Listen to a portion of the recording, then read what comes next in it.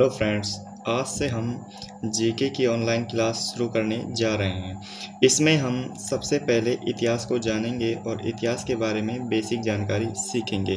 तो हम इतिहास को शुरू करते हैं। तो इतिहास के बारे में हम सबसे पहले इतिहास के पिता के बारे में जानेंगे कि विश्व इतिहास के पिता कौन हैं। फिर हम आज राजपूतों की उत्पत्ति के बारे में चर्चा करेंगे। तो शुरू करते हैं हम आज इसी के साथ। तो जो विश्व है उसके इतिहास के जो पिता हैं वो हेरोडोटस हैं। आपसे पूछा जाए कि विश्व इतिहास के पिता कौन है, तो कौन है? हेरोडोटस विश्व इतिहास के पिता हैं। अगर आपसे इसकी पुस्तक का नाम पूछा जाए कि हेरोडोटस की पुस्तक कौन है, तो वो है हिस्टोरिका पुस्तक है इसकी, ठीक है। तो भारतीय इतिहास का जनक, भारतीय जो इतिहास का जनक है वो वेद व्यास है और इनकी पुस्तक है महाभारत। महाभारत इनका जो पुस्तक का नाम है वो बाद में पढ़ा। पहले इनकी पुस्तक का नाम, जब इसमें 8000 श्लोक थे, कितने? 8000 श्लोक थे, तो इसका नाम क्या था? जय था।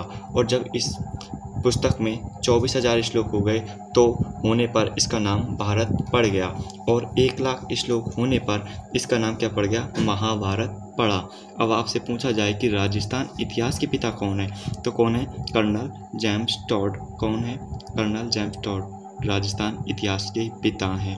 अगर आपसे कर्नल जेम्स टॉड का उपनाम पूछा जाए तो क्या नाम है? उपनाम घोड़े वाले बाबा। घोड़े वाले बाबा नाम इनका अब आपसे कहा जाए क्यों पड़ा, तो इन्होंने क्या कहा? इन्होंने घोड़े पर बैठकर राजस्थान की क्या की थी? यात्रा की थी, इसलिए इनका नाम घोड़े वाला बाबा पड़ गया। अगर आपसे इनकी पुस्तक का नाम पूछा जाए कि कर्नल जेम्स टॉड की पुस्तक कौन है, तो द एलेंस एंड एक्टिविटीज़ ऑफ राज्य और the central and western Rajput of India इनकी पुस्तक का नाम है। अगर और है ना, ये जो कर्नल जेम्स टॉड है ना, इन्होंने ही राजस्थान शब्द दिया था सबसे पहले 1829 ईस्वी में। किसने दिया? कर्नल जेम्स टॉड ने राजस्थान शब्द। और आपसे पूछा जाए कि राजपूताना शब्द किसने कहा था, तो 18 ईस्वी में सर्वप्रथम मौखिक रूप से जो कहा गया था, मौखिक रूप से ध्यान रखना है ना, किसने कहा था? जॉर्ज थॉमस ने कहा था 1800 ईस्वी में। अगर आपसे कहा जाए कि लिखित रूप से किसने कहा था राजपूताना शब्द, तो लिखित रूप से 1805 ईस्वी में कहा था सर्वप्रथम विलियम फैक्लिन ने। किस रूप में? लिखित रूप में कहा था। और इसकी पुस्तक का नाम है, विलियम फैक्लिन की पुस्तक का नाम है the military memoirs mister of George town. इतिहास की हमने बेसिक जानकारी ले ली है। अब हम राजपूतों की उत्पत्ति के बारे में पढ़ेंगे। किसके बारे में पढ़ेंगे? राजपूतों की उत्पत्ति के बारे में पढ़ेंगे। तो जो एक ग्रंथ है, कौन सा? पृथ्वीराज रासो ग्रंथ है। इसके रचयिता अगर आपसे पूछा जाए तो कौन है? चंद्रवरदाय इसके क्या है? रचयिता है। अगर आपसे कहा जाए कि चंद्रवरदाय का उपनाम क्या है, तो इसका उपनाम है पृथ्वीवट या बलवर्ग। इसका उपनाम है किसका? चंद्रवरदाय का। अगर आपसे पूछा जाए कि चंद्रवरदाय किसका दरबारी था, तो ये दरबारी था पृथ्वीराज चौहान थर्ड का दरबारी था।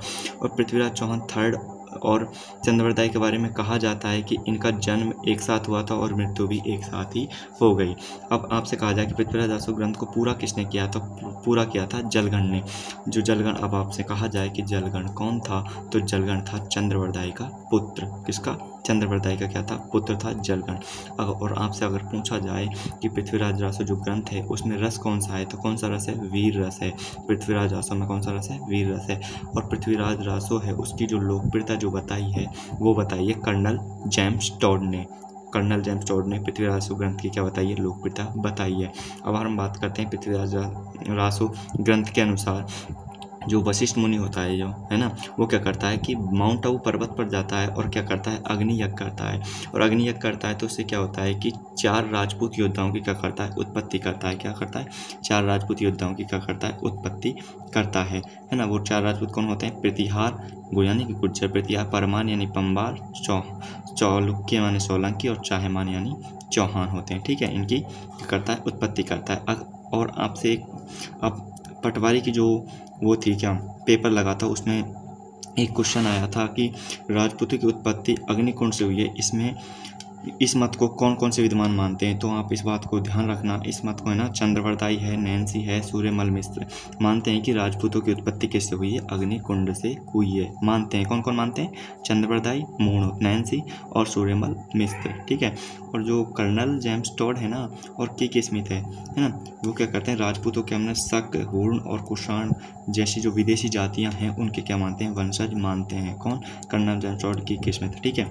और कर्नल जेम्स टॉड कहते हैं कि जो है ना वशिष्ठ मुनि है, उन्होंने क्या किया कि जो माउंट पर्वत है उस पर गए, यज्ञ करते थे वो, और जो यज्ञ करते थे तो उनके जो लोग थे वहाँ के, वो उस यज्ञ को भंग कर देते। तो इसने कहा कि वहाँ पर जो विदेशी जाति के कुषाण के जो हष्टपुट लोग थे उनको अग्नि की शपथ दिलाई और उन्होंने यज्ञ भंग करने से रोकने के लिए कहा, है ना।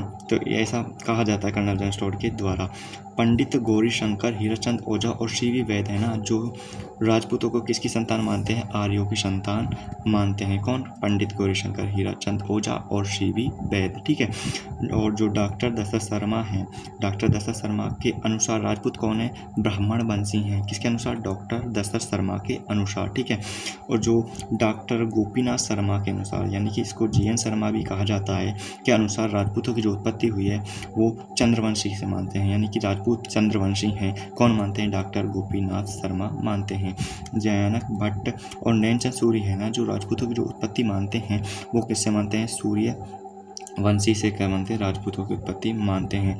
स्मिथ ने प्राचीन भारतीय जनजातियों जैसे खौड, खरवाल वंशज माना है। जो स्मिथ है ना, उसने जो भारत की जो प्राचीन जनजातियाँ उनसे क्या उनका वंशज माना है, जैसे कौन कौन सी है? खौड है, खरवाला है, के वंशज माना है।